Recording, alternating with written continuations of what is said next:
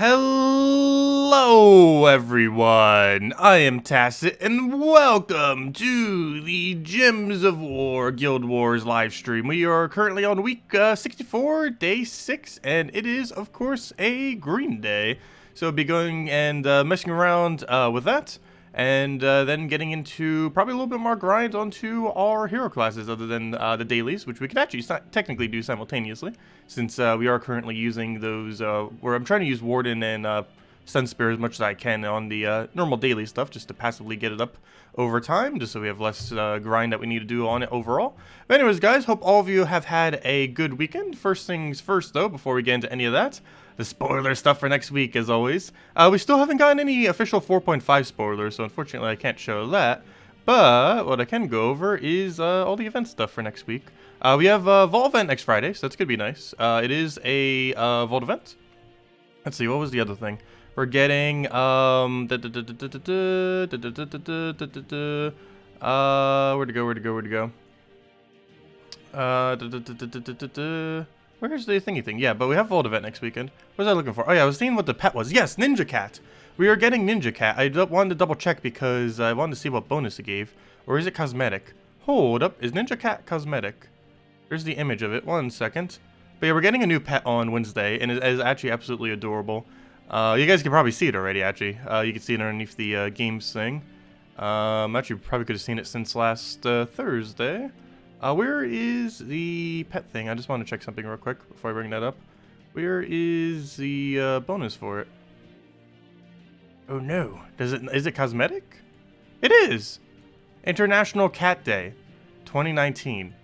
That's a thing? Apparently that's a thing. Okay, apparently that's a thing. International Cat Day is a thing.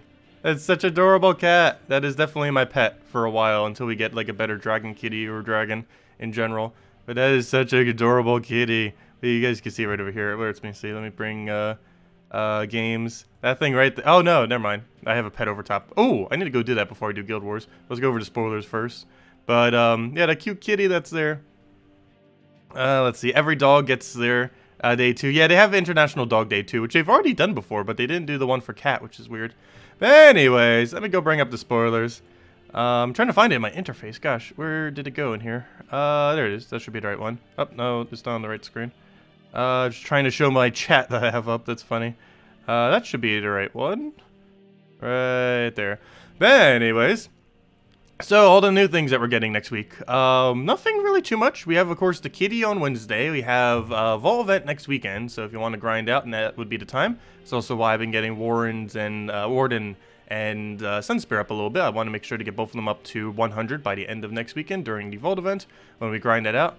As far as the troop that we're going to be having for invasions next week, it deals damage to an enemy boosted by Leonis Empire allies. Boost ratio on that is actually didn't double check. Hold up 1 second. The boost ratio on that is probably 5, 6, I would want to say. It's a 4. Okay, so it has a 4 times boost ratio per Leonis Empire. You're going to be having a restriction of human, though, so do keep that in mind. So you might not necessarily be running a lot specifically from Leonis Empire. However, you're probably going to get like a 2 in there or so. So, because you could run Corvash or something. But at least himself, even if you just count himself, that's at least 4 additional damage. That's technically 20 additional damage onto the boss then, given that it, 4 times to 5 times, because that would be multiplied by whatever the multiplier is. At minimum, it would be doing 12 times, or 12 additional extra damage to the boss. And that seems to be his only real unique thing that he does, actually, is the Leonis Empire bonus. So nothing too special, though if you happen to have been running a full Leonis Empire, that is 16, and 16 times 4 comes out to a bunch of math. It comes out to 64, right? Did I do that right? Somewhere's around there.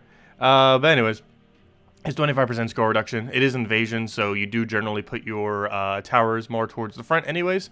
So, you put your troops more up the front because of the towers, so you can get the extra damage onto them. So a little bit of armored will be nice, and it does stack with the other 25% reduction. It stacks multiplicitly, though, not additively. So it's something like a 30-something% reduction in total between the two of them. But they do still stack to some degree, if nothing else. Anyways, that's him. We're getting, of course, the new glory troop that's coming in, which will also be an event key drop table. Nothing unique in event key drop table, though, just the normal stuff. Though you might want to do event keys if you need a Corvash. Corvash is a pretty noteworthy drop from this kingdom. Other than that, there isn't really too many good things from Leonis Empire. But anyways, as far as the troop that we're going to be getting, it's a troop... Oh, no, it's going to be one of these useless ones. It just gives a bunch of life and attack to an ally, and if the ally is human, double the effect. Every single troop that has this effect is 100% useless. Why they keep adding them, I do not know. But they keep adding them and adding them and adding them, and there isn't a single one that is viable. Not even remotely close. Not sure what their whole idea is with these, but they are extremely dead content. Even in early game, I think, I forget which one it was. But my Nintendo Switch account, I didn't even use one of them that ended up coming out at the time. Even when it was under, like, level 500 or something. There just is no point at all in using these. They are so bad. At least he has Water Link. But, it is still so bad. So, yeah, he's just going to be obtained. He's an Epic, too. How is he an Epic? But he's just going to be obtained for the copy of the troop. And, yeah, that's about as far as it's going. Nothing too special there. And, of course, we have the weapon here. It's going to deal 29 damage to an enemy, boosted by human allies. It's the same thing as all the other ones. It just gets the 4 times boost ratio, ends up getting a higher mix. Blue and yellow, pretty good for humans. Keep in mind that there is a human that gives all humans half mana start as well.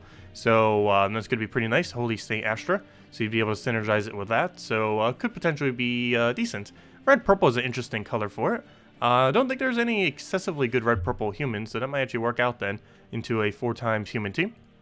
As far as the perks that it has enchanting, and I forget how to read the rest of these. Oh, never mind, hovering over actually says what it is. Aha, they actually finally add something like that. Or has that always been here? But yeah, enchanting is obviously enchant. Magical is extra, I guess 1 magic per cast. Yeah, gain 1 magic every cast. Angelic is give all yellow allies 2 mana, which is good. There's a lot of humans that are yellow, which is also good that this weapon gives yellow mana. And the other one was Bless. So it has Enchant and Bless. Ooh, that's actually a pretty strong combination, as we know from Life and Death, having both Enchant and Bless. But this weapon's going to be the exact same way. It's not going to be as good as it, most likely, though theoretically it could be better. Yeah, there might be some kind of really weird 4 times human combo that just works with it. I highly doubt that. However, humans are overall getting a buff indirectly by having this weapon accessible. But yeah, this is really similar to Life and Death. It has Enchant plus... Bless, which is a really strong combo for any weapon. Doesn't even really matter what the weapon does. Obviously, the better, but almost anything would function pretty good having both Enchant and Bless on cast. So, yeah, pretty nice combination. And looks like it could potentially actually be useful as far as using it. But yeah, that's all we're getting next week. Nothing really too far out there as far as newer content, though. The kitty is extremely adorable, and... we'll have next weekend to go grind a bunch of resources, which I definitely need to go do, because our gem key stack has seen better days. Where's my gem key stack? My gem key stack is currently at 30 gems. Or gem keys, I mean. That is really small. Also, the final thing for Shark Week came this week. It was about as low as we thought it would be. It's only 50 gems and what looks to be 4 of 3 different blue trait stones. Actually, let me just screenshot that real quick. Let's see. There we go. But, yeah, so it's pretty underwhelming. But at least they gave some gems.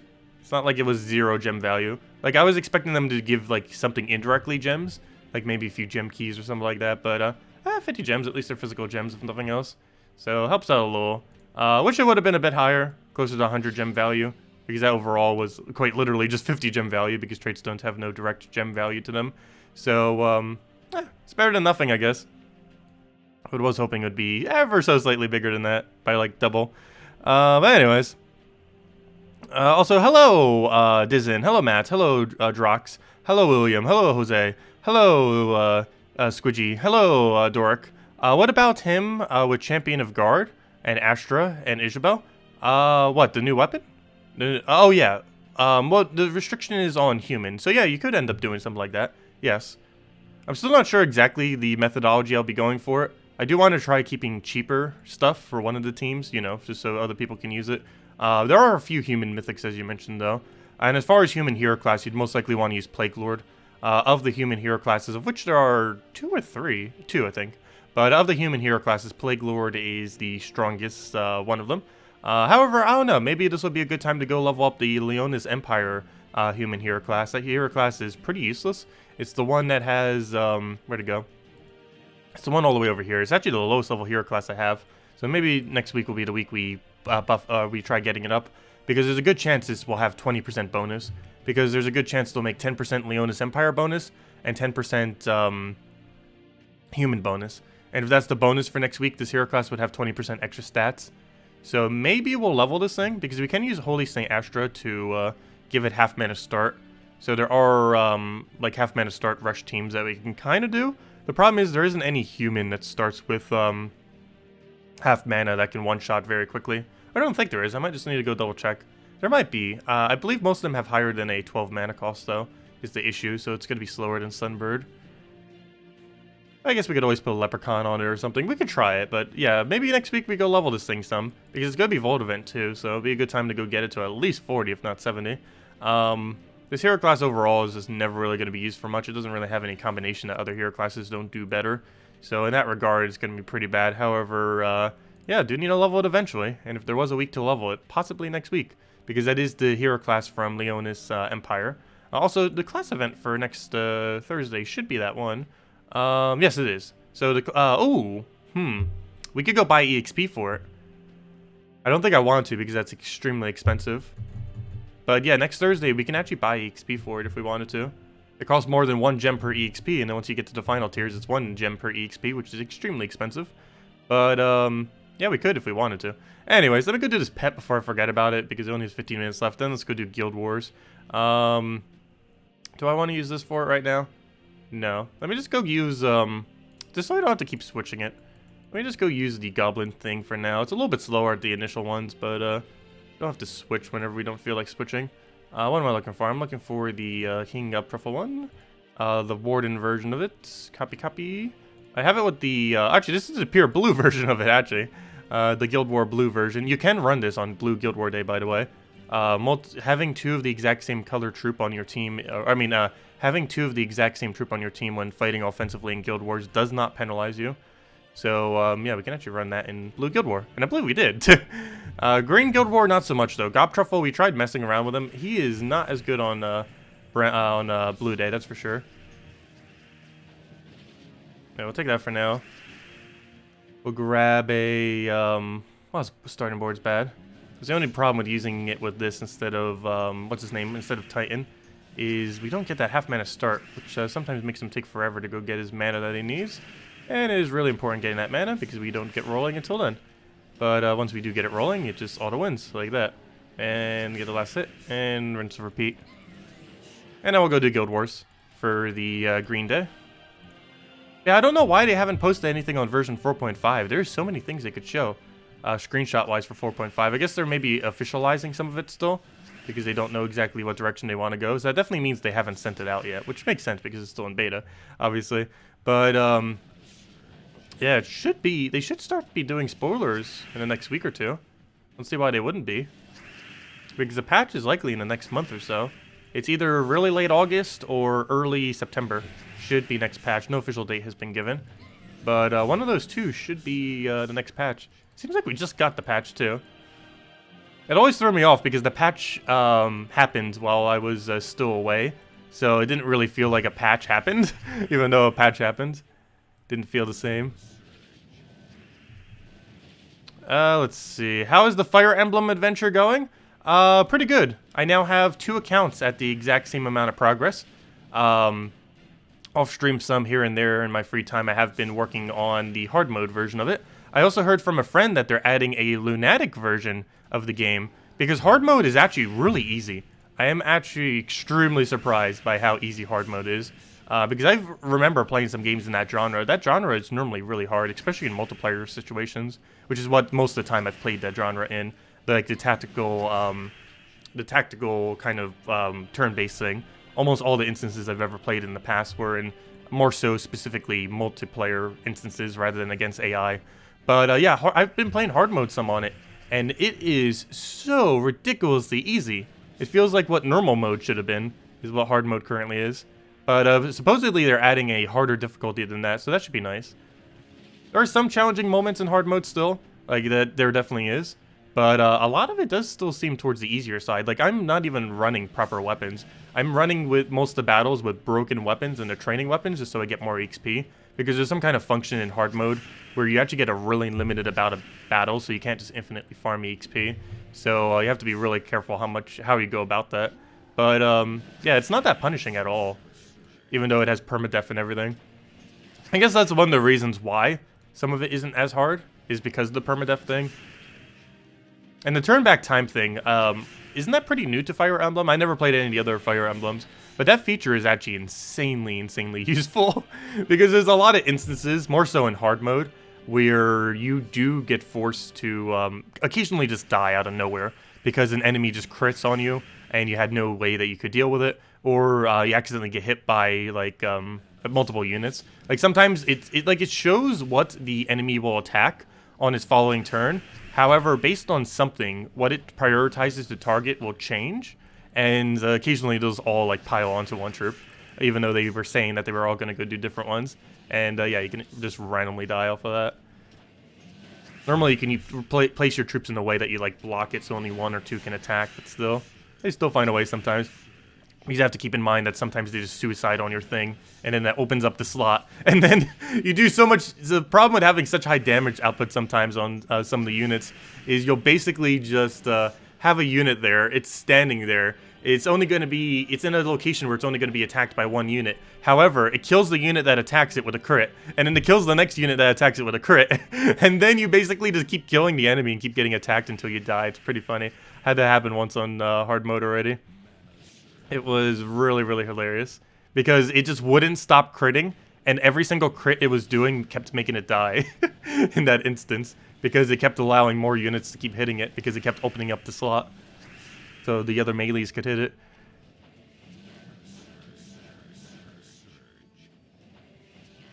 Yeah, I've been enjoying Fire Emblem Three Houses. Seems like a really solid game.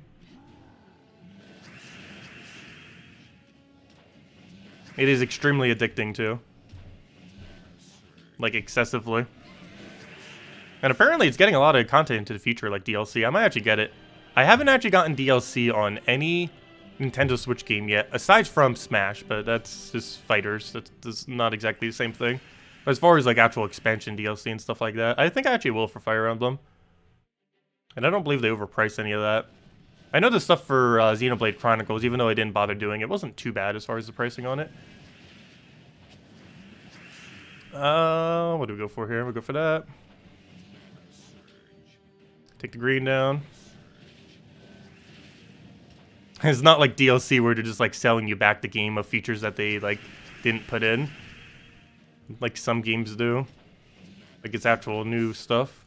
Like it's definitely a fully fleshed out game, that's for sure. In its current state. And apparently it's getting at least like one other major update, as well as possibly constant updates. I'm not sure everything on that, but it's at least getting a harder game mode, which I don't know why they just didn't release it with a harder game mode. I guess they wanted people to like play the game normally first, like on the 2 lower difficulties. Whatever the highest game mode they are, I almost feel like streaming the entirety of that. Or at least playing it, if not streaming. Maybe just streaming parts of it and not the entire thing. Because after we play through the whole thing for the lore, we don't necessarily need to go and keep watching the lore. Because I've been skipping quite a few of it on my second playthrough, and only really watching it when it's relevantly new stuff. Like, because I'm doing it in a different house, so there's some differences between, obviously, the people and some cutscenes and stuff like that. So that's stuff I've been doing. But, like, all the main cutscenes, I just, like, skip. It's like, oh yeah, this is the exact same thing. Already seen this. Skip. But yeah, it's interesting that it how it does the game modes thing, so they actually have like 3 playthroughs of it. Definitely gives it more replayability. Though even after 3 playthroughs, I feel like it would still have replayability.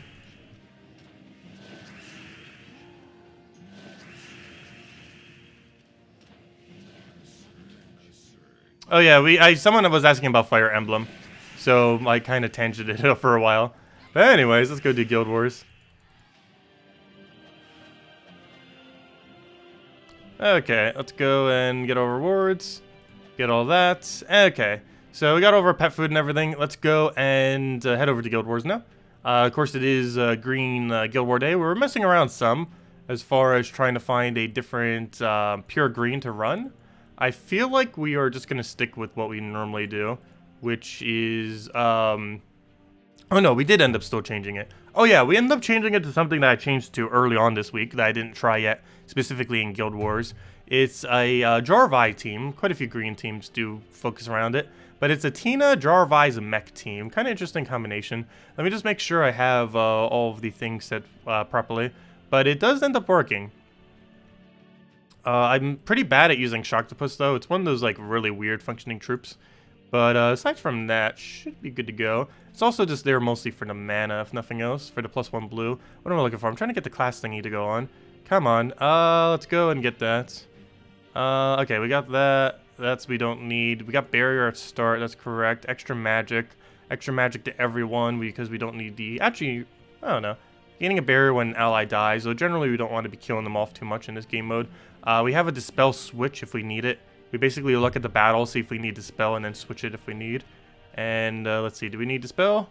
No, he doesn't have any stats effects. So actually, what does this weapon get as far as stats effect? Does it gain enchant? Gains enrage. That's irrelevant. Does it gain enchant? Yes. Okay, I am actually going to run Dispel then. To Dispel or not to Dispel? Basically, if I go Dispel, I'm getting rid of his enchant. But if I go Dispel, I'm getting rid of my own enchant.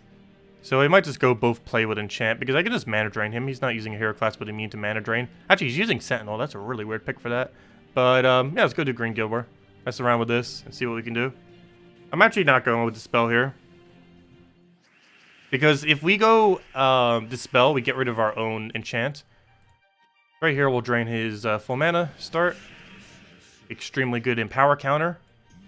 If I'm not mistaken, there are no Empower troops in the entire game aside from Spirit Fox that has Stealthy. It's one of the reasons why Spirit Fox is actually so good as well, other than the fact that it has mana drain, which is the other big thing that makes it good. Okay, so that gave us everything. We can then go throw Tina. Do I take Skull? Yes. Oh, can I drop Skulls? Hold up. Where does it go? No, it'll be Skull, Skull, Skull. No, that'll give him 5 times Skull if I do that. So I'll go throw... let's take the Skull for now. He'll do a thing. We'll go Tina him. And then we can go through true damage. This hits all of the color, right? Deal a bunch of true damage to each enemy of that color of the gem that we destroy 8 of. So in this case, we could do it on green. And get most of his team killed. Wait, how do you have barrier? Oh, duh, you're using Sentinel. Whoops. Whoops. Mistakes were made. It's fine, though. I will do that on green. And now we get a Spirit Fox and Tina. Actually, I'm just going to Tina and then hopefully get the mana we need out of that Cascade. Not quite. Still needs quite a bit. Let's see. We'll just drain that out. Maybe we should have gone Dispel. Gosh, that barrier. That barrier. Doing barrier things like barrier normally does. Okay, and then we just Tina kill.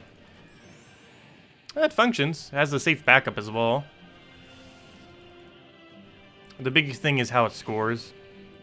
As long as it scores over 9,200, I think it'll be fine. But we have some pretty weak battles so far. What are they using on defend?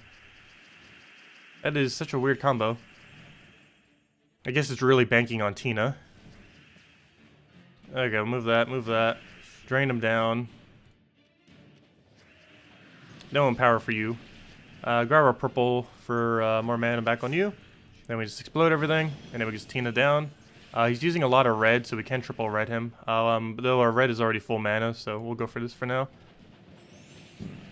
And I will go kill him on reds. Before we do that, let me grab that, grab that.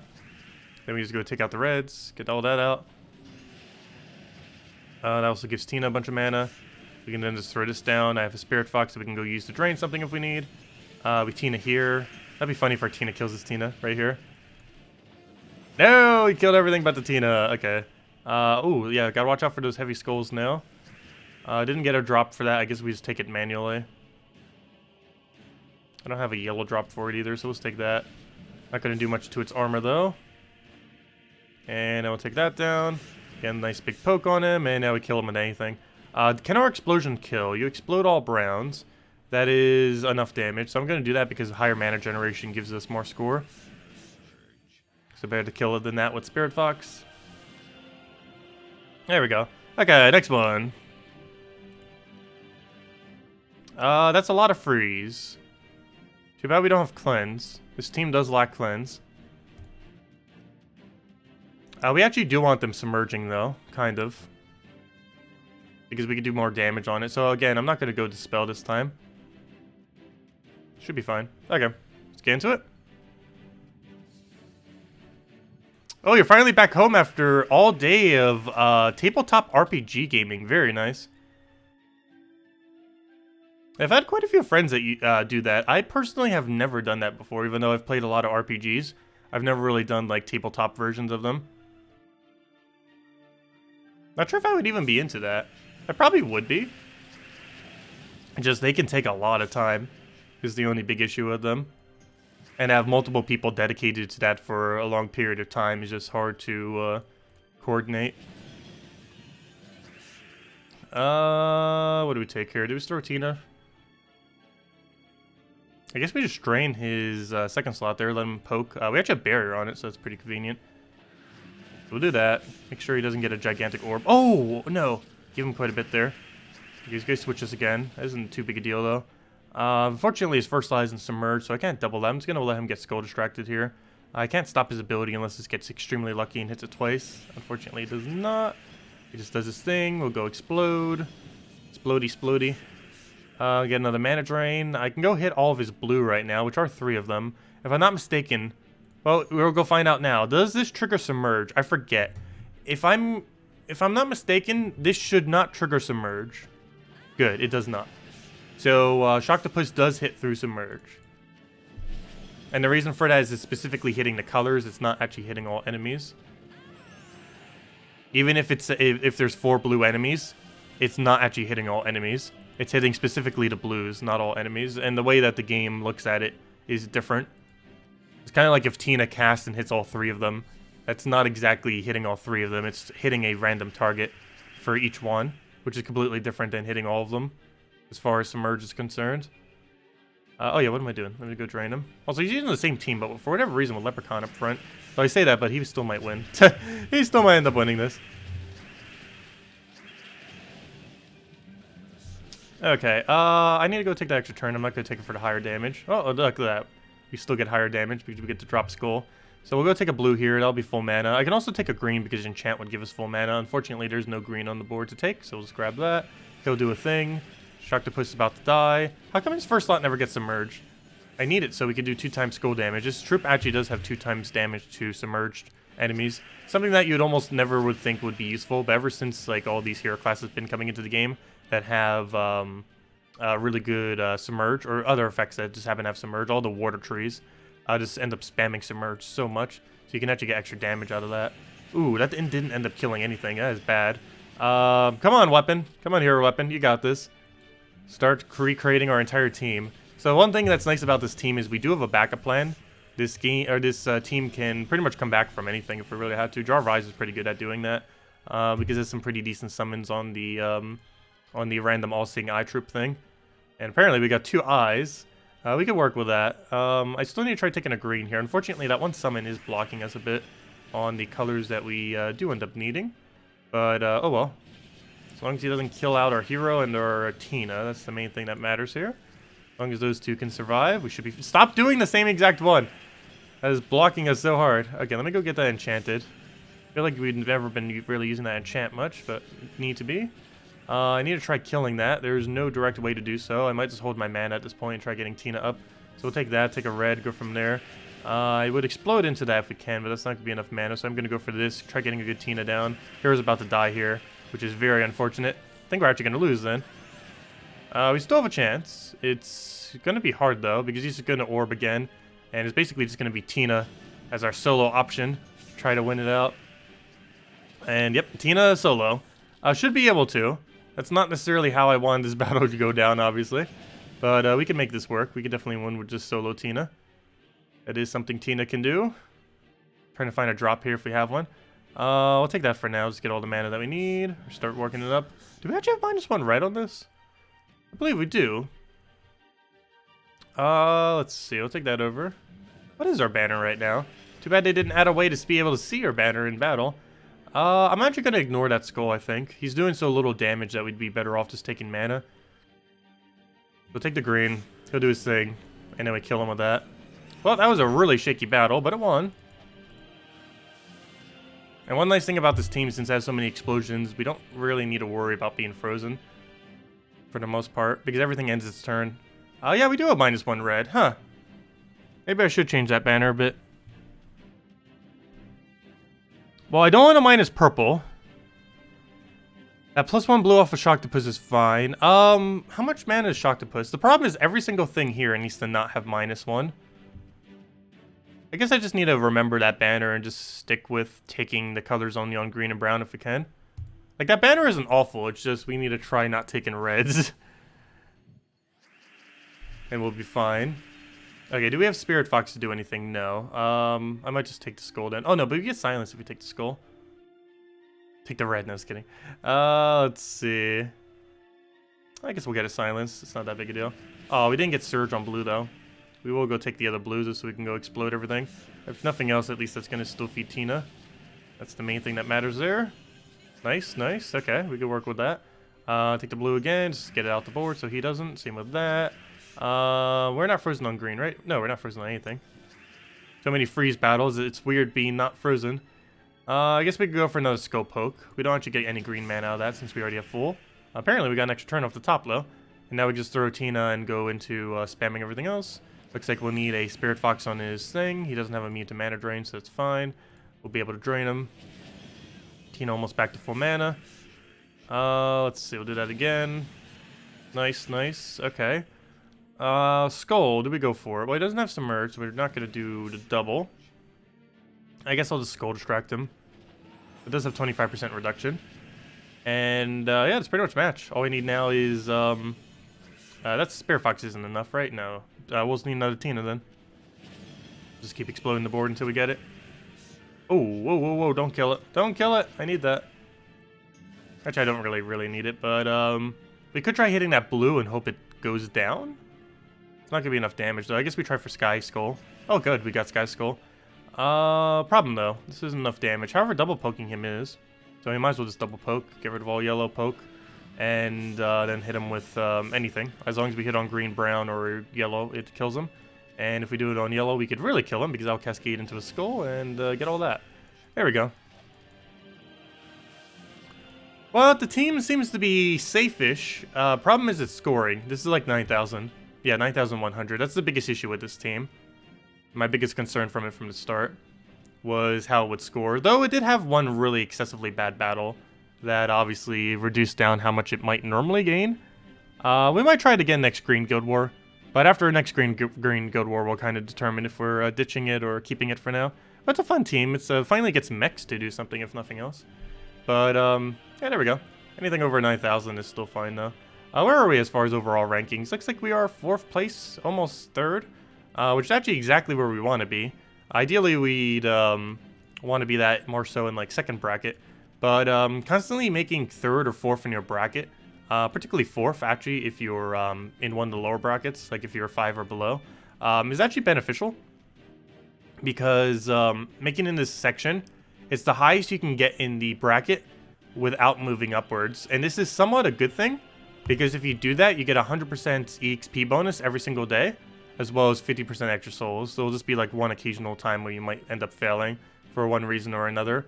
And but normally most of the week you're just going to just win out, because most of the guild or the bracket you'll be able to beat out, just due to scoring and everything. So yeah, the only person that beat us out was one of them that was above there. But yeah, should be able to pretty easily, if you just maintain around that area, you'd pretty easily be able to get most of the little bonuses for the 100% EXP bonus for a day, as well as the what's it called? What am I trying to get here? The 50 seals they end up getting. And 50 seals, if you're later in the game, that's basically 2.5 gem keys, so they do definitely start adding up, that is for sure. But anyways, let's go do a bunch of other things now. There's the pet I was talking about. You can't really see it too well because it's not zoomed up or anything. But right there, the cute kitty, it's so adorable. I love the coloration and everything with it. It's a little ninja kitty. I'm definitely putting it on my shoulder. That is our new shoulder pet. Whatever is even our shoulder pet right now? Oh yeah, the toad from the most recent faction. the Amethyrax, however you pronounce it. We're using the toad currently with our little crown. I tried doing it as closely as possible. We got his little crown, and we got his coloration. Almost. It's slightly off, but it's close enough. There we go. Anyways. Let's go and do dungeons real quick. It is Diamond Day after all. Definitely don't want to forget a Diamond Day. Has a lot of diamonds. Where's my my farm warden team? Gotta get that warden XP. Will any other classes work with that team? On the previous thing I was doing, no. It is exclusively only mech. And the reason for that is the whole team is built around 0.5% mana start on mechs. Every troop uses it except for Spirit Fox, which starts with full mana anyways. But yes, that team is dependent on mech. Though you don't need it fully maxed. You could do that with mech even if you're only like level 20 mech or something. You need it fully traded, but as long as you have fully traded mech, you can run that team. Because the main thing we're running off of mech, even though we're using a bunch of other stuff that he has, the primary thing that we're using off of him is the half mana start to all mechs. And all you have to do is fully trade it to have it, regardless of how far you have it leveled. Yes, having it maxed would help, because you get extra armor per turn to mechs and a few other things. However, it's not required to make the team function. It just makes the team safer and easier to win with. But it's not required to win easily with it. Because the half mana start's like 90% of the reason you're using mech. But yeah, that team cannot run with anything other than that. Or else it would be a lot weaker. Because Tina won't have half mana start otherwise. Nor will the Shocktopus.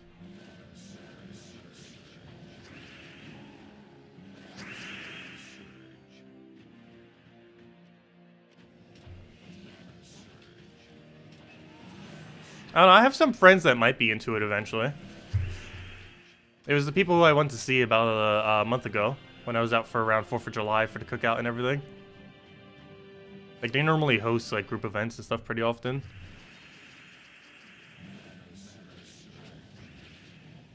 Well, I shouldn't say pretty often, but, you know, they do it on occasion. And they definitely like their board games. We played pretty small ones while we were there, though. I should forget the name of, like, half of them. There were, like, ones I've never played before. It was so fun.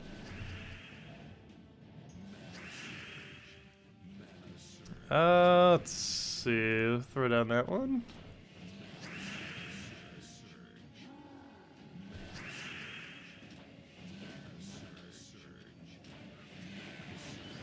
And it was kill it with the other thing there. Imagine Gems of War tabletop.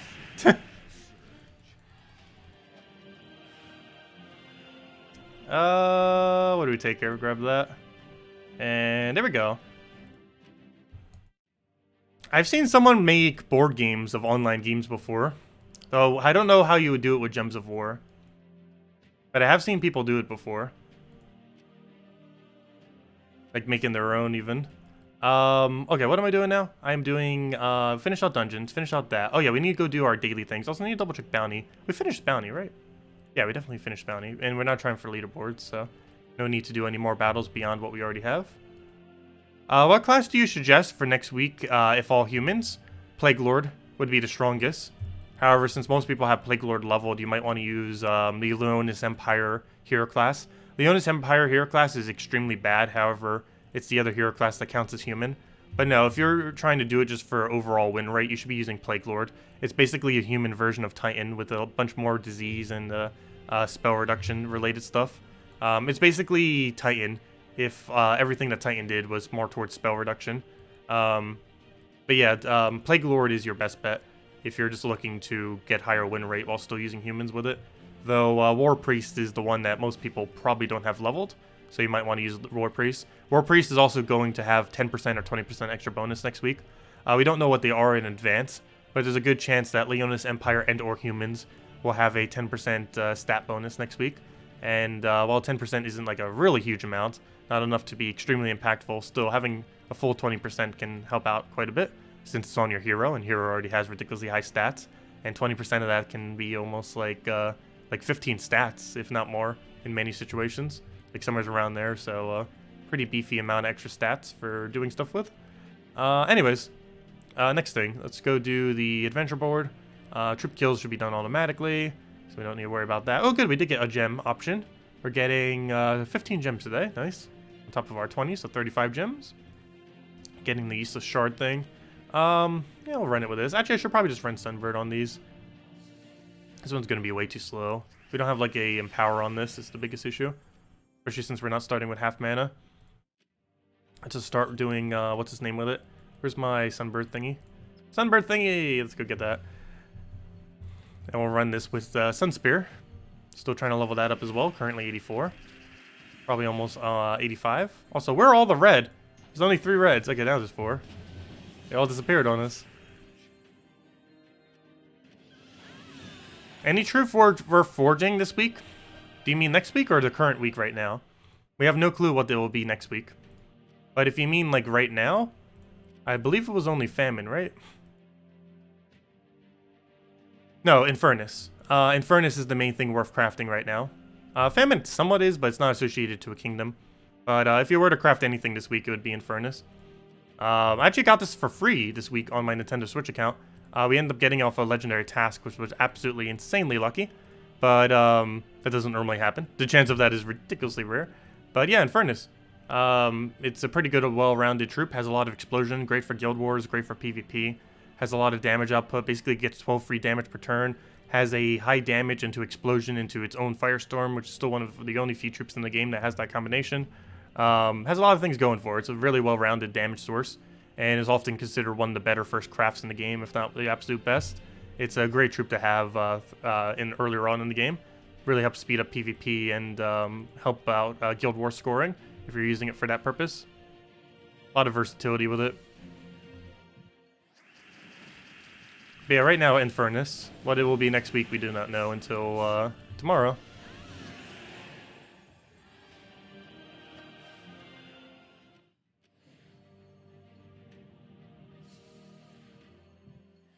Let's see. And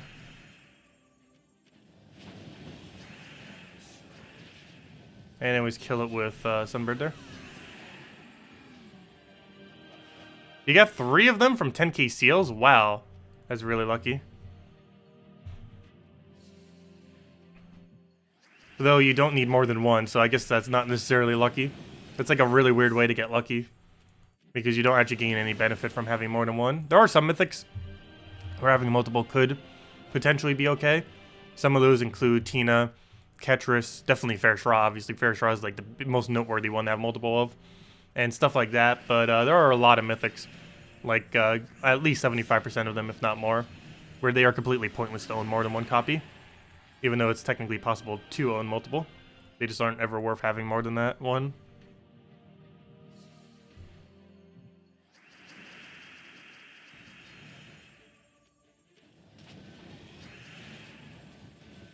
What, using Infernus for purple, or using the new mythic for purple? Or does the new mythic even use purple? Never mind. But as far as using the Infernus for purple, I used to run it for purple. I used to run it with Elhamagrim. And run Elhamagrim Infinite Loop purple. The reason I stopped is because of freeze.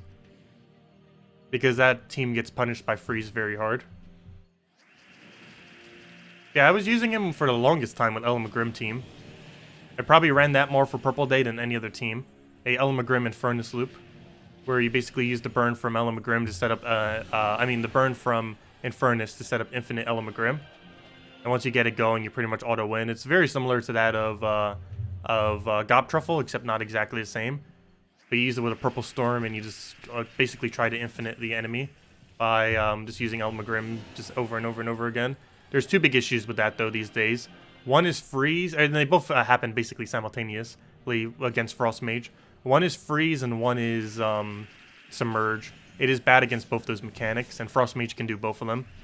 And due to the increase of Frost Mage ever since it was released, that team has been a lot more unviable. It's not really usable in most situations, just because Frost Mage extremely hard counters it. Oh, that's funny, we got it both done simultaneously. Oh, there's all of our core daily. Still need to go do factions, though. So we'll go dip down there. Oh, did I not delay yesterday's? I keep forgetting to throw delays on them. Also, did stream just... Okay, never mind. Stream didn't die. We're back. There we go. The stream died for like half a second. But, or maybe it was more than that. But anyways. Yeah, let's go run some delves. I think I forgot to delay the other one. I did. I didn't actually do my delves the other day, but I keep forgetting to delay them, which I should be doing. Because you get to save them even if you're not doing them. You can save them indefinitely for however long you want, as long as you put them into a delve. Also, what on earth is this layout? The entirety of this delve layout is horrible. Why is there so many 1.2s? Like, half this delve is 1.2. I guess we take the top half then. Wow, what even is this delve layout? That is extremely bad layout. Do we need to do any change here? No. This should be fine. Unfortunately, this delve does not allow forest troll.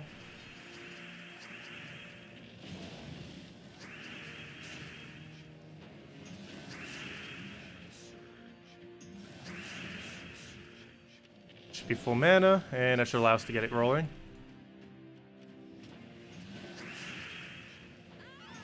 Here we go. Hello, Isabel. Welcome.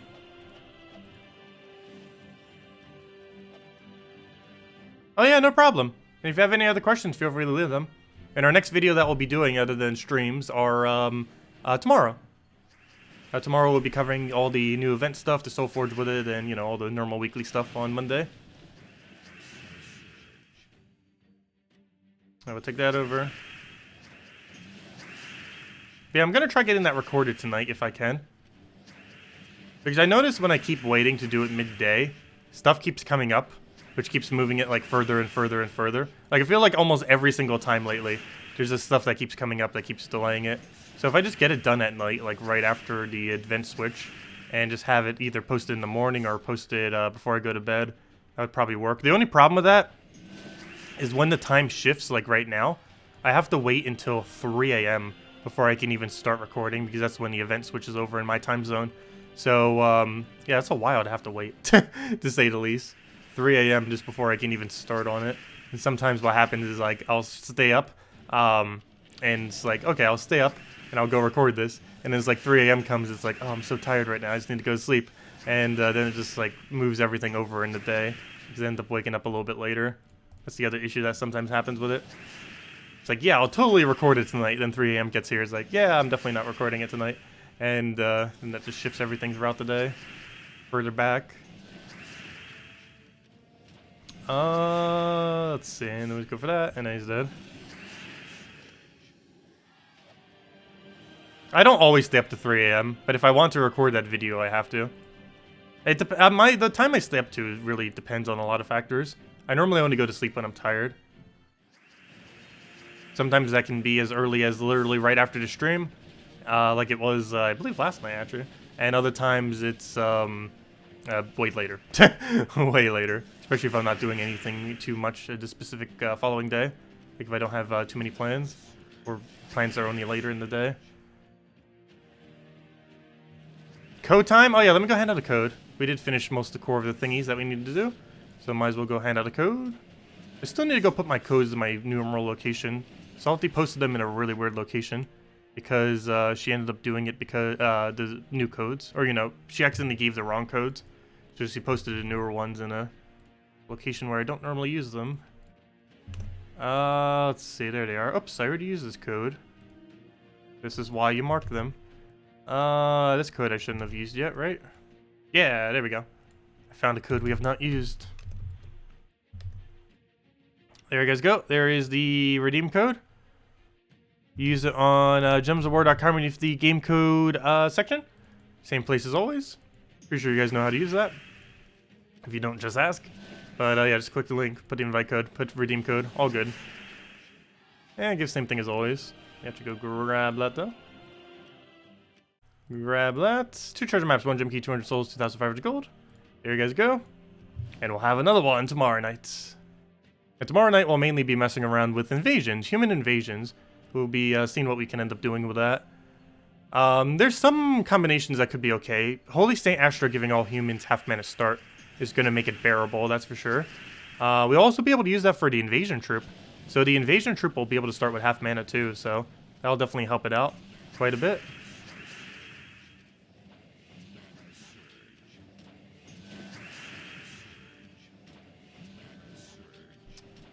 Okay, looks like we got our infinite going, and he's dead. Is that enough? Yeah, it's way more than enough. This is Delves. We do more damage with everything.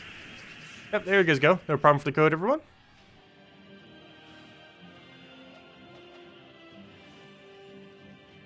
You don't always stay up till 3 a.m., but when you do sleep, I'd sometimes stay up till like 8 a.m. It just really depends on a lot of factors.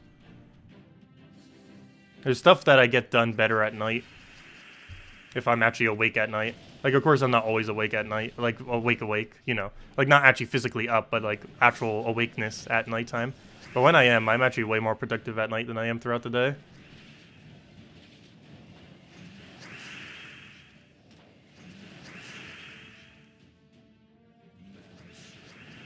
We'll throw that down.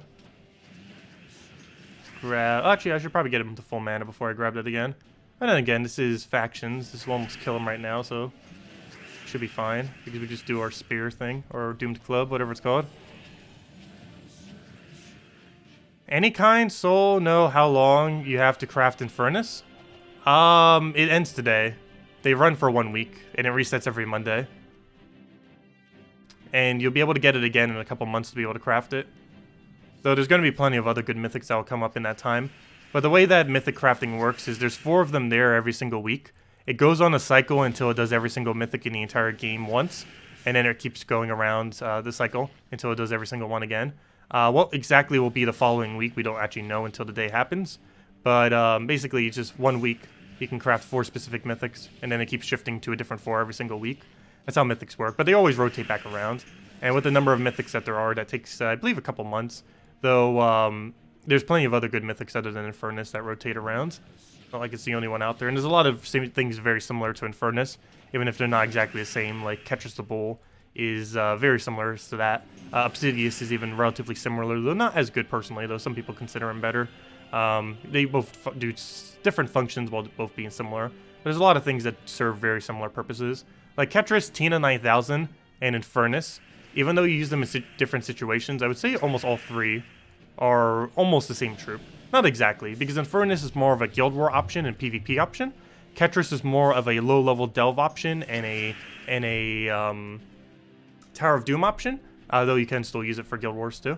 And the other one was Tina, which is another low-level Delve option, a PvP option. It's not as good in Guild Wars, however, it's the best 50% spell reduction troop currently in the game. And until they add better ones, it's going to be pretty relevant for its 50% spell reduction. And even once they start adding other ones, its synergy with another 50% spell reduction that actually isn't useless would be pretty nice. There are currently, I believe, 3 troops in the game that have 50% spell reduction. Of them, only 1 is really viable. There's that one Red Guild War Mythic, however, it's not really that good at anything because it has the same problem that Stonehammer has. It has way too high of a mana cost for what it does, and it's basically just a tank that can't even really tank properly. So he's not really that viable. There's the one from, what's it called? Hall of Guardians. It's a really low rarity troop that just does, I believe, an attack buff based on armor, if I'm not mistaken, or something like that. So it's not really too viable unless you just had a ridiculously high armor for whatever reason. Oddly enough, it is actually pretty good with Tina. So who knows, maybe that will get used once we get like another 2 good 50% spell reduction troops. Because it actually does synergize pretty well with Tina 9000. And Tina 9000 itself, which is the most viable option of the 50% spell reductions. Don't really have much options yet, but we will into the future. Spell reduction is still a relatively new mechanic.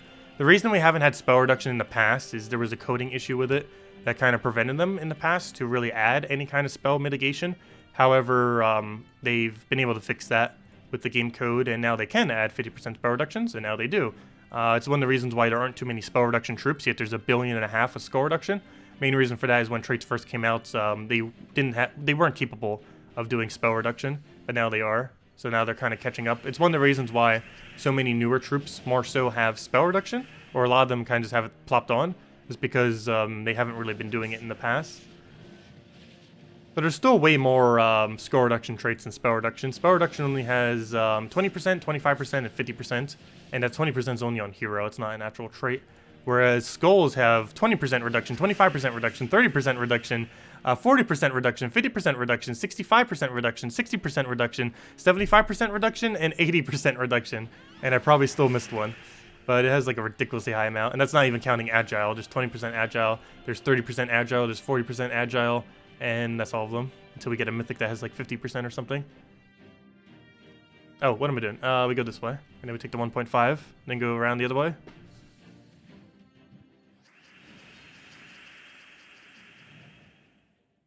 Oh yeah, Thief is a really, really, really fun hero class. There's a lot of things you could do for Thief hero class.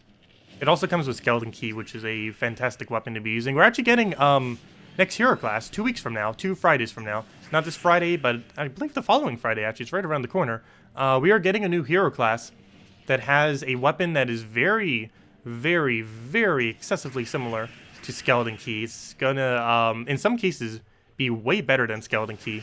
It has double the damage of Skeleton Key, but it's completely random as far as what it hits. And it also does not have extra turn. So it's going to be really broken in PvP, because you can just double kill, and any battle that will allow you to just get away with that is going to win so ridiculously quickly. But there are going to be many instances where it's slower, because any time when you're depending on Skeleton Key to do the extra turn for speed purposes, it's not going to be as good, because this new weapon is not actually going to extra turn ever. It just ends your turn as soon as you cast it, unlike Key, which can spam extra turns when you set it up correctly. Imagine having a game mode with 5 troops per team. That has been suggested before. I don't think they are going to be doing it, though. However, based on how they had it in Puzzle Quest, you did have the ability to use way more than 4 abilities. In Puzzle Quest 1, I believe you had 6 abilities, 5 off your hero, and because you didn't have troops, you just had your hero. 5 things that you could do off your hero, and 1 off your pet. And I believe Puzzle Quest 2 just had you just capable of doing 6, if I'm not mistaken, because there were no pets in that game. But yeah, Gems of War is capped only at 4. The only big issue was if they ever were to do that with some kind of game mode, is this entire game is balanced around 4 troops, not anything more than that. So that could make for some excessively broken teams if you were allowed to do 5. Though I'm really curious what kind of teams would start popping up if you could actually have a game mode with 5. It would definitely be interesting to see how it pans out.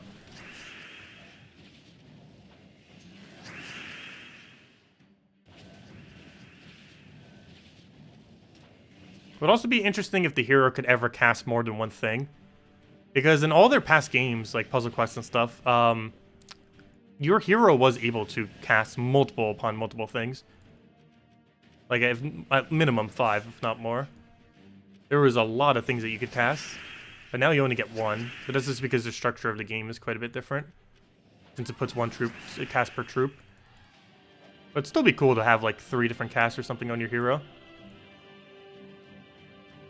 Some kind of game mode for that. Or even just a game mode where you have, like, 1 mana pool, like how Puzzle Quest was, and you can set a bunch of troops that you own as their cast, and then just have like a 6 mana pool thing, and then you just fight hero to hero. The only problem with that is you could just infinite loop with whatever abilities you choose. There'd be so many infinite loop combinations. But still, that would be interesting to see how it pans out. Like a game mode where it's just like a 6 mana pool thing and everything just shares from that mana pool, rather than having them all independent. More like how Puzzle Quests were set up. Also, they are still working on Puzzle Quest 3 eventually. It is 100% happening. When it's happening, it could be quite literally like years upon years from now. But, hey, it could be in a couple years. I feel like they're going to try getting it around next console cycle. So probably around 2021. But, I don't know. They're being pretty quiet about it, except that they are confirming that they are planning on it eventually. But they don't have, like, too many plans yet, supposedly, at least publicly. But who knows? We might get it. Soon TM. Soon TM being years from now. Yeah, I really enjoyed Puzzle Quest 1. Puzzle Quest 2, not so much. But if they like make Puzzle Quest 3 as a combination of everything that's good about Puzzle Quest 1 and Gems of War, then they'll be really solid on it. We'll just have to see. They better not microtransaction it, though. Because all the past Puzzle Quests were just left as single-buy games. They did DLC and stuff for it and stuff like that, but they never had microtransactions in it. Though one thing that they might do with a Puzzle Quest 3 is gear it more towards multiplayer. Because obviously, while Gems of War is kind of multiplayer, kind of. No, not really. Most of their Puzzle Quest games have been geared more towards single player, while they still had a multiplayer function. But if they focused more on the, well, still kept the single player component, but had like an actual proper multiplayer in Puzzle Quest 3, I feel like that could go very far with everything that they learned from doing Gems of War and just their past games. Yeah, Puzzle Quest 1 and 2 are ancient. Puzzle Quest 1 was like 2007, 2008. Puzzle Quest 2 is, I believe, 2009 or 2010? I forget. But they're both like a decade old or so. And they've all released... Puzzle Quest 1, I believe, released on almost every console at the time. It was on DS, PC, Steam. It was on PS1 or 2. It was on whatever the Xbox thing was at the time. Yeah, there was like nothing that it wasn't on. Kind of like how Gems of War is now. There's nothing modern that it isn't on. Now that it was finally added to Switch a couple months ago.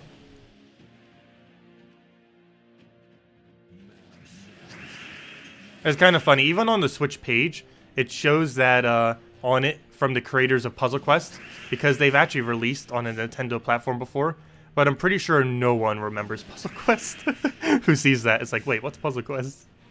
Because Puzzle Quest was released on a Nintendo thing, or, you know, across many other platforms. But that was like over a decade ago. No one will remember that, most likely. It was a really solid game, though.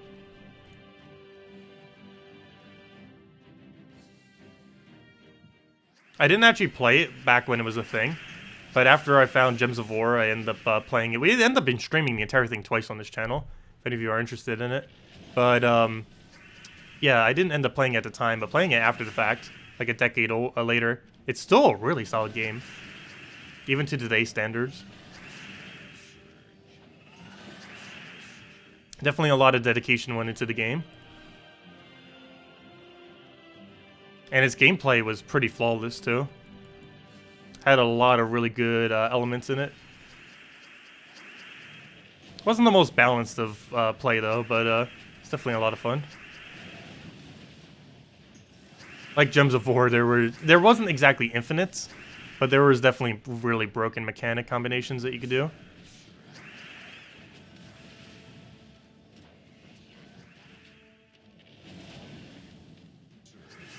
Gems of War will be VR. I'm curious to see what will happen with VR. I still have never actually bothered with anything VR related yet. Currently, VR still seems to be way too basic at the moment. And I'm curious to see what direction it heads in. I don't feel like I would ever be a person who would enjoy it, though. Because most VR games are about the experience of actually, like, doing stuff. Whereas I generally prefer the strategy with things. And grinding out stuff and trying to accumulate resources and stuff like that. Things that are more so just for the experience of it. While they are fun, they're not generally the kind of games I go after. Tetris in VR. That's one solution to it. I find Tetris fun. I'm not good at it, though. I am not good at it at all. It's not the kind of strategy game or puzzle game I'm too keen on, like that type of game. Actually, puzzles in general I tend to not really play too often. They're fun on occasion, but sometimes they're too frustrating for their own value of being fun.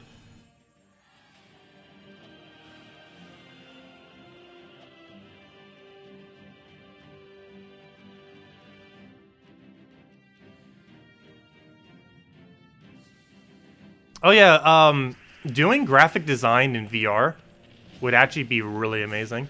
If there was ever like a really cheap but proper program for that, set up for that, that would actually be a lot of fun and creative. Because it would make working with 3D models way easier. Like, ridiculously way easier.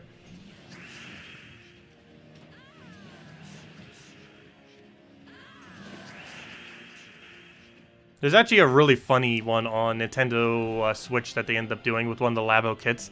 They have like an elephant trunk thing, and they have like a little painting thing that you could do with it with a 3D model. It's obviously far from ideal, but for like kids and stuff, it's a nice little introductory program. We'll move that one over. Grab the explosion on everything. And then we store this twice. Have I solved how to hotkey my controller? I've already been hotkeying my controller. What do you mean by solved the thing? I just don't have it plugged in right now. Unless we're doing like really heavy grinds, it's I sometimes don't play without it. Because it's more convenient just playing with mouse only. Only for really trying to be time efficient do I bother using the controller. Like next weekend I will be for the Vault event. Because it saves about like 1 to 2 seconds per battle. And battles only last like 15 to 20 seconds. So you're saving a lot of time by using controller. When we're doing stuff like this, saving a few seconds on a battle that's taking like a minute isn't really much of a time save. Obviously it's still saving time, but it's for having to pay more attention to your clicking, it's not really worth the time it saves. It definitely is for Vault events though, especially if you're just grinding out hero classes in general with quick kills. But for stuff like this, it isn't really as needed to use controller.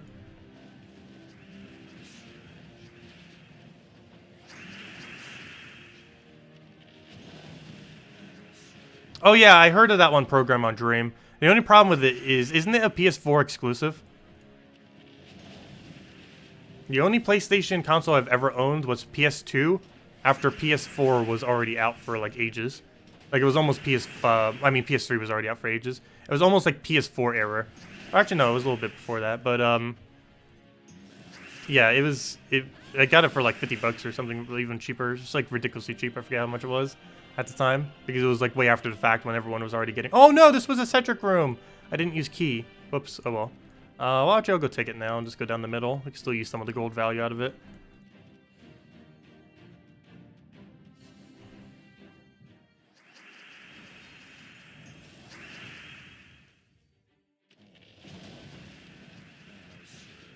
Yeah, that is one PS4 exclusive that I would say I would actually be somewhat interested in. Generally, as far as PS4 and Xbox One goes, or, you know, anything PlayStation or Xbox related, I find almost no of their exclusives to be enticing, personally. At least compared to Nintendo. Because it's not the kind of game style that I really like, the stuff that they normally focus on for exclusives. But, yeah, Dream did seem like something. I heard about that a couple months ago, actually. Or, like, almost around when it released. Yeah, I think it was a couple months ago. I don't remember. But probably around the time when it was released. But, yeah, it does seem something really interesting. The whole Dream thing that they have on there. Where you can basically create platformers and other similar things very, very easily with it. And it's still in, like, the early stages, but has a lot of potential. Alright, I'll move that one over.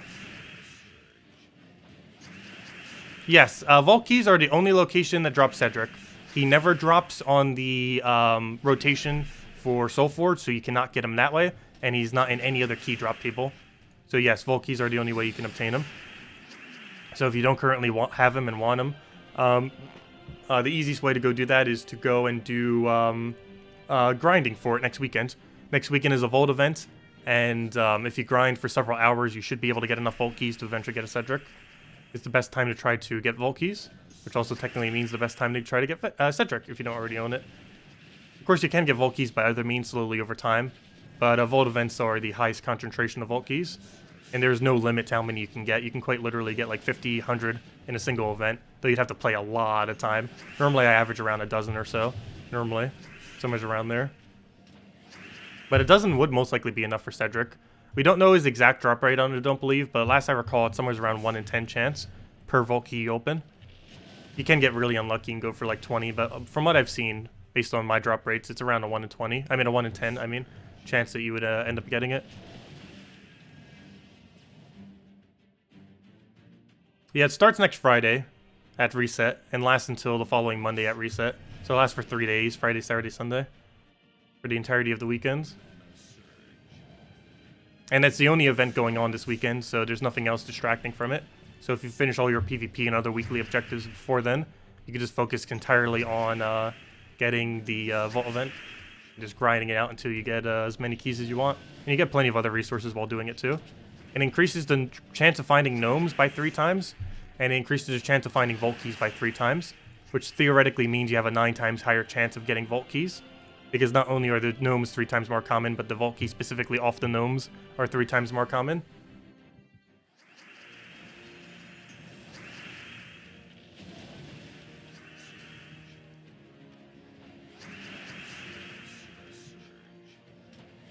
You open 30 vault keys and still don't have it? Oh, wow. Yeah, that's a lot. I have no clue how many total we've opened as far as vault keys, but I currently have like 30-something Cedrics. Let's see, how many Cedrics do I have? Hold up. I want to see this real quick. What's our Cedric stack at these days? I think it's 30-something. I'm almost guaranteed it's above 30. Yep, 33, which means we have gotten in total 38 Cedric drops. I have no clue how many vault keys we've ever opened, but assuming it is 1 in 10, or approximately around there, we've opened about 330 vault keys. I feel like we've opened more than that, though. Maybe his drop rate is a little bit lower. That or we just got lucky in that we weren't getting a lot of copies of him. But because once you have him to Mythic of 2 copies, you never need any more of him. Beyond that point, he is pointless to get more copies of. But yeah, who wants a Cedric? We have enough to give almost everyone here one. Not that many, actually. But I'm pretty sure all of you don't need a Cedric. But unfortunately, we can't trade them or anything. Yeah, we have a lot of Cedrics that we don't ever need. Yeah, trading will never be added to this game. It would be so broken because so many endgame players have ridiculous surpluses of some resources as well as various troop copies. The value of a legend would be worth like 10 gems if they if they added trading. Like their value would plummet so hard. Even mythic values would drop. Well, they would vary based on how useful they actually are. But the average mythic, like the average useless mythic that people would just get for collection purposes would probably only cost like 50 to 100 gems if people could actually trade, because some people have like a ridiculous amount of surplus. Some mythics would be pretty expensive though if you could actually trade it. Like a Tina 9000 and some similar things to that could probably cost like 1,000, 2, 3, 4, maybe even 5,000 gems if there was actually like a trading market for it. Because not too many people have surpluses of some of the more common ones. But then again, maybe it won't be that much. You have to keep in mind with, based on drop rate, how much would you end up being able to get if you were to open gem keys? They're 9 gems each.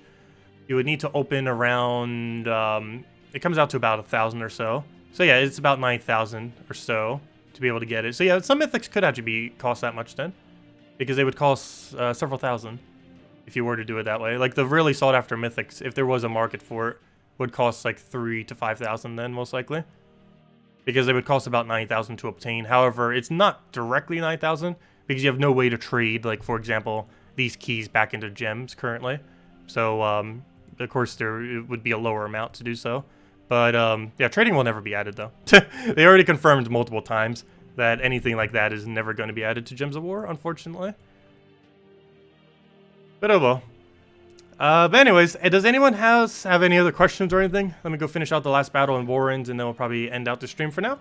So if you guys still have any other questions, anything you want me to go over, let me know. Otherwise, yeah, we'll be back tomorrow, same time as always, 8 p.m. Eastern Standard Time tomorrow night. That's an hour and a half prior to now tomorrow. And we'll be doing invasions, human invasions tomorrow night, and messing around with our normal stuff like we do.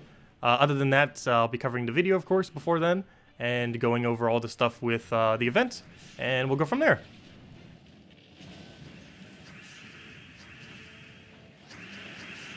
And we already got our loop, and there we go, we won. Not the same without Forest Troll, but it still gets the job done. Also, I didn't even realize, we've had Leprechaun in first slot almost this entire delve, yet it's still been going perfectly fine. There we go.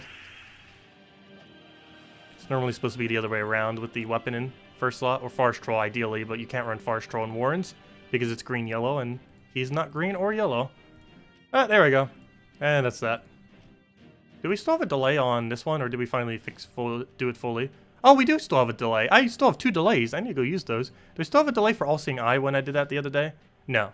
But I still have 2 delays if I want to use them later. I haven't been using my delays lately. Penalty for not finishing Adventure Board? You lose 20 gems per day potentially, as well as whatever those 3 are. There's no direct penalty, but you're potentially losing free hero class EXP, whatever these rewards are, because these will always switch over every single day. I believe this stays the same. For example, if you have a task that says kill 150 enemies, it will not switch to anything else. So if you do it halfway on one day, you should finish it completely when you see it. But if you happen to like forget to, and you only like partially do it halfway, the following day it'll still be there with its progress. This doesn't reset until you finish it. So if you currently have a thing that says kill 20 enemies and you never touch it, which you definitely should be because it's super ridiculously easy to do every day, just by playing the game for like, what, 10 minutes, not even? It's definitely worth it for the gems. But yeah, like this will always say kill 100 troops if you don't ever do it. So if you're like trying to get it so it rotates around to the kill 150 troops for 100 gems, it'll never happen unless you do this every day. These, if I'm not mistaken, switch over every single day. But generally you do want to do it, even though they automatically switch over, these three. You want to do them because they're really free EXP. And yeah, even the smaller ones, like small gems, like even if you got a common gems, that's still 9 gems. The rare gems, it's 15 gems. Those add up over time. Some of these are really useless, like souls and shards, but you do them mostly for the EXP, not so much for the loot itself, these battles, because they're actually quicker than the rate of Explorer, which is the quickest rate in the game. So, of course, you are only limited to about 9 or so of these battles a day, 9 to 10. However, these are quicker than doing Explore, particularly the common and rares. Like, if every single task you had is common and rare, yet it's kind of unfortunate in that the loot is going to be bad. However, the EXP rate is like almost double of Explore. It's slightly slower than double the rate of Explore. Of course, it's very limited how many you can do, but it's really easy free EXP for classes to try to get them leveled. It's basically 18 free EXP per day. That only takes a few minutes to do, so works out nicely, even if the rewards are horrible. But there's no real penalty to not doing them, though there's a lot of free loot to be obtained by doing them, and they're relatively quick compared to how the previous system was, and I do generally advise doing them if you can. Definitely adds up. Like, even if you only get the 20 gem thing, just the top one alone is 140 gems per week, on top of all the other gems you're getting. That definitely adds up.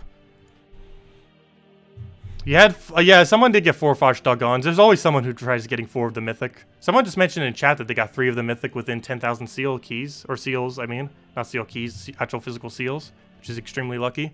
But, yeah, some people get lucky. Or they just do it just to show off that they got 4, for whatever reason. Not sure why you'd want to waste resources. I think it just might be from people who get ultra lucky. Like if they open 50 VIP keys and get like 3 or 4 of them or something similar.